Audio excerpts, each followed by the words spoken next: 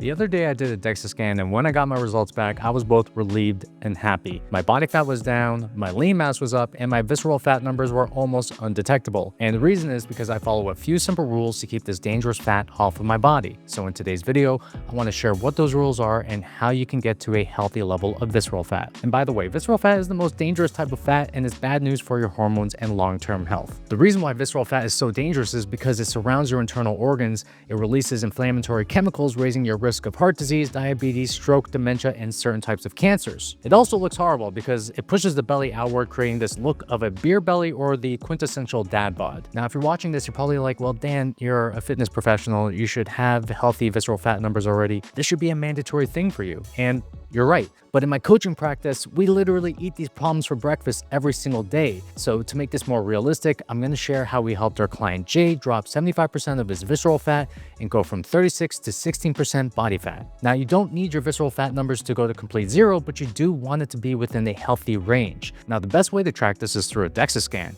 And if you're doing it that way, then visceral fat should be 10% lower than your total body fat. In terms of waist circumference, if you're a man, your waist should be under 40 inches, but preferably I would say under 36, and for women it's going to be under 35, but preferably I would say under 33. And the last way to track this is through waist to height ratio. Ideally, you don't want it to be any greater than 50%. So how do you reduce your visceral fat levels and keep them at a healthy range? Let's dive into these 7 powerful rules. Rule number 1 is zero alcohol. Now, this is a big one. Alcohol provides negative calories because your body prioritizes burning it first before anything else, and this impairs fat burning and promotes fat storage around the belly. So part of Jay's business was wining and dining clients 3 to 5 days a week. We agreed that he didn't have to give up alcohol for life, but during our lean body sprint, we would completely eliminate it. Trying to drink alcohol while getting rid of visceral fat is like trying to play a video game on expert mode when you're a complete beginner.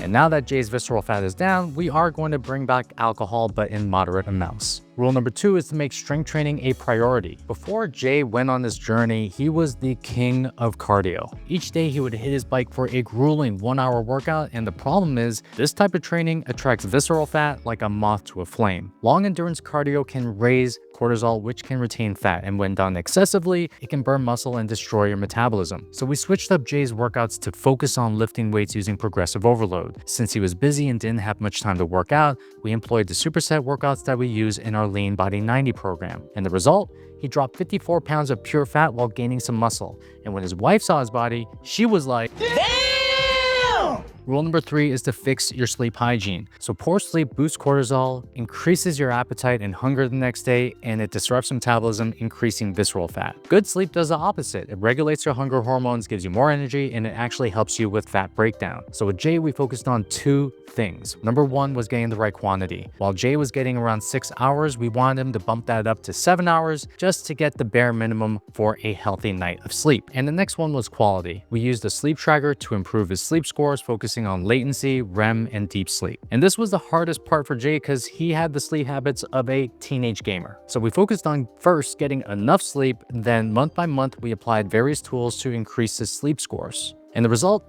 He went from shitty sleeper to okay sleeper. It's not perfect, but it's good enough. Rule number 4 is to manage your stress levels. So chronic stress increases cortisol, which increases belly fat and visceral fat. It's not that stress is bad, but too much stress for too long becomes inflammatory. For Jay, we eliminated stress-inducing exercises like long endurance cardio and replaced it with stress-reducing activities like walking. We also did a simple 5-minute morning and nighttime ritual using something called NSDR, which is non-sleep deep rest, and then this has been shown to reduce stress levels throughout the day. Was he perfect? Absolutely not, but he did it enough to see the value in his life. And by the way, if you want the NSDR track that Jay used, I'm going to leave it in the link in the description below. Rule number 5 is the nutrition trifecta. The foods you eat are a major piece of the puzzle when it comes to reducing visceral fat. This is why we focus on the nutrition trifecta. Now, the first part to this is calories. We cut around 500 to 700 calories from his diet every single day, and then this would help him lose weight. The second part is macronutrients. We prioritize protein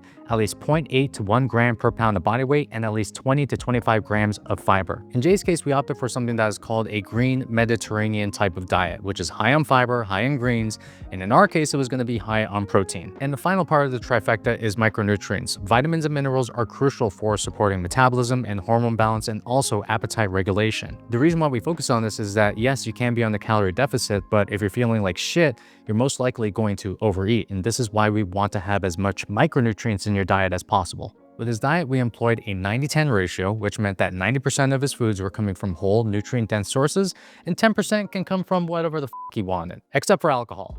Rule number 6 is to do these 2 types of cardio. So instead of the long, grueling cardio sessions, we switched Jay up to doing walking. We aimed for 10 to 15K steps a day, and this was hard, so we got a treadmill for his standing desk, and he absolutely loved it. We turned all of his meetings into walking meetings, and he actually found that his brain was working a lot better, along with getting more steps. And by the way, if you want a free guide on the walking workout we use to help our clients burn belly fat, I'm going to leave that in the link below. The next type of cardio is high-intensity cardio, and we did this every 7 to 10 days. So vigorous types of cardio like sprinting and circuits increase fat oxidation around the belly. These 2 types of cardio plus the weights are the best exercise approach to eliminate visceral fat. And lastly, we get to the final rule, which is tracking. So we measured his weight every single day, his waistline every single week, and we took pictures every month. We also took DEXA scans every 12 weeks and his blood work every 6 months just to make sure we were on the right track. Not measuring your results is like trying to reach a far-off destination without a GPS or map. No, it's up there! There's no road here!